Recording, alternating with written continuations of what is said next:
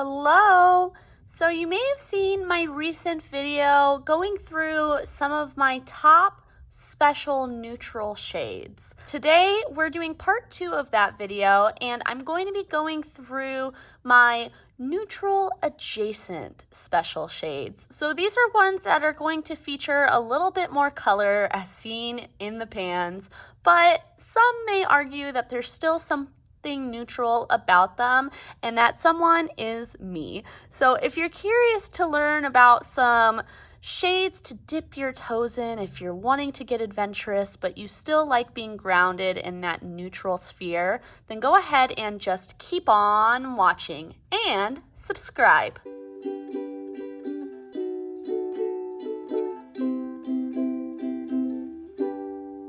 Last time I waited to do my potted single shadows until the end. This time I'm going to do them first so that way I can move them out of the way. This first shade is from ColourPop. It's a super shock shadow called Rooftop Cocktails.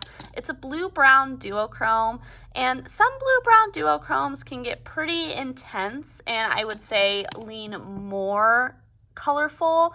This one is a little bit less colorful than some of the others I'll be swatching today. So if you're looking for something but you are really apprehensive about using color, I think this would be a great place to start. This shade from Moira is pretty similar in texture and in color.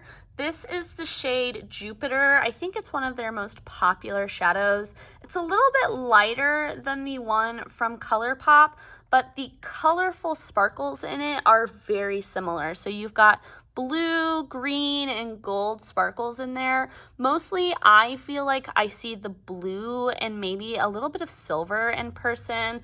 And this one is that same type of blue, just with a deeper base that helps it pop a little bit more. We're going to get to some more blue-brown duochromes here in a bit, but for now we're going to start with some things that are a little bit more purple leaning. And depending on your skin tone, these may or may not be quite as neutral on you. It really does depend. We all have such a spectrum of skin tones, so keep that in mind. This first shade though is the shade Good God from JD Glow. I have tried my best to dupe shades when possible from JD Glow, but I'm not gonna lie, I have struggled to dupe this shade. You can see in the base, it's a kind of like taupey mauve kind of shade somewhere in that area. It's kind of, to me, got a light dusky purple base, and then it's got blue and silver sparkles on top that shift a touch pink as well. Obviously, once you add those shimmers on top, you're moving away from that more neutral base, but I think that the base does help keep it grounded, and to me, because of that, this is one of those neutral adjacent shades that has something neutral grounding it but has a colorful sparkle on top. The next shade has a similar base color but a very different sparkle on top. This is the shade Opulent from Cleona, and you can again see it's got a deeper purple base, but it's got something kind of muted within that purple base that keeps it more neutral than like a bright purple like my nails, let's say. And this one has a golden sparkle on top, which again, I think helps keep it neutral because this golden color is much more likely to appear in skin tones rather than the blue on top of Good God.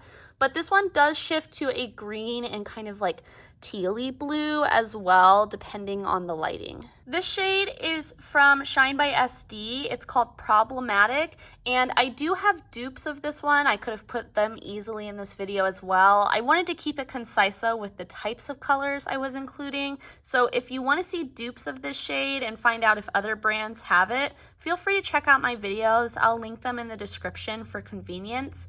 This one has a warm reddish brown base, similar to the bases up at the top, but where these have more of a tealy blue sparkle, this has a blurple sparkle on top that shifts to a golden kind of pink depending on the light. I could say the same thing about all of these. They all have a more neutral base with a colorful sparkle on top that takes them to that color adjacent place, and this one is no different. I would say the only one that doesn't follow that trend is maybe Opulent, which has a more colorful base but a golden sparkle to help ground it a little bit more. Next up, we have one of the shadows that inspired this video idea. This is the shade Mystic Moon Pie from Divina, and I think that this is the epitome of like a dipping your toes into color shade, because this one definitely has less color to it than the others that we've swatched so far. It's again got that reddish brown base, maybe a little bit more red than some of these others, but the sparkle on top is less colorful than others that we've seen. Whereas the JD Glow shade has a lot more blue in it, this one has something blue, but relies a lot more on that silver, and as a result, it makes it much more approachable. On the flip side, we have a shade that is a lot more daunting, even though it's kind of in that same color category. This is the shade Hybrid from Looksy, and just like some of the others, I do have dupes of this shade from other brands, but didn't include them for the length's sake. But feel free to check out those other videos if you're curious. This one's got more blue in the sparkle and more red in the base than Mystic Moon Pie does. They definitely are similar. I mean, most people I don't think would need both, but I think that this one is a touch more adventurous than Mystic Moon Pie is. Getting even one step more adventurous from that, this is the shade Carving from Cleona.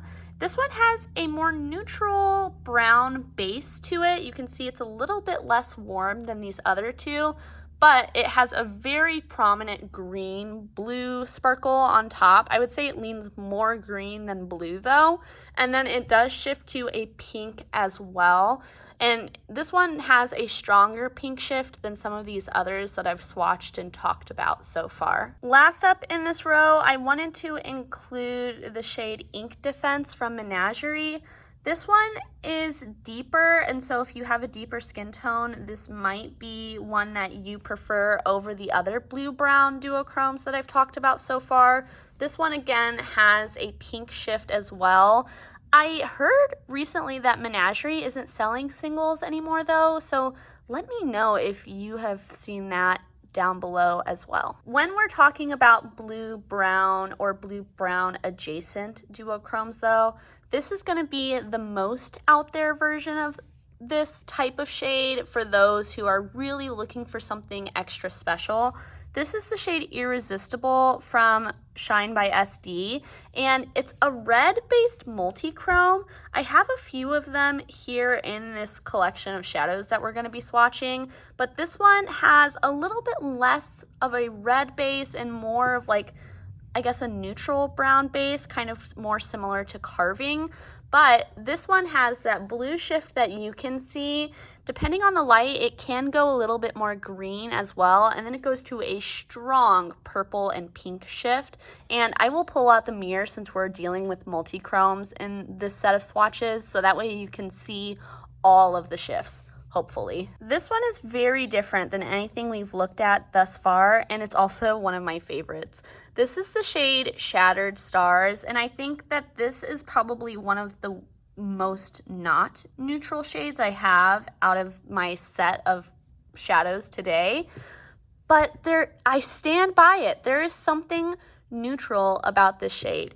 Base wise, it's kind of similar to Opulent from Cleona, although maybe it's like a little bit more of a gray toned purple, whereas this has something a little bit more warm to it. Then on top, it's got a golden sparkle maybe less of a yellow gold than Opulent, but definitely something similar. This one also does shift to a green and blue, but I think it's that grungy purple base that helps keep this grounded and feel more neutral than most of the other multi-chromes that I have. I went ahead and zoomed out a little bit so that way we can fit a few more shades on this arm. Next is a look-see shade called Jeepers Creepers. This one is similar to these blue-brown duochromes, but instead of having a blue or silver sparkle on top, this one has a green. So I would say that for most people, this one and most green-brown duochromes are going to be a little bit more colorful than blue-brown ones might appear on people, because this can kind of look like a wet shimmer, whereas like the green is truly colorful. We'll go ahead and wrap up with these two more green types of shades. They are both look-see shades. First up is the shade Drip. This one has a little bit finer of a sparkle particle to it, so if Jeepers Creepers feels like it might be too much, this is essentially the same as Jeepers Creepers, but more of a smooth finish. Then we have the shade Saltwater Taffy. This is from a newer look-see collection, and this is more of a metallic type of sparkle.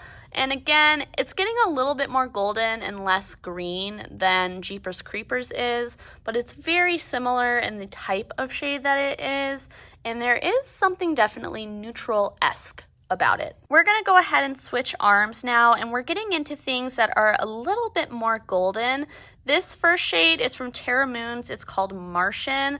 It's got, again, a red base on it, but something brownish about that red base with a golden kind of green leaning shimmer on top. And this one, similar to Drip, is more of a solid small particle shimmer compared to something more sparkly like some of the others that we've seen so far. Next up is the shade Rave, and this is another one of those multi-chromes with the red base from Shine by SD.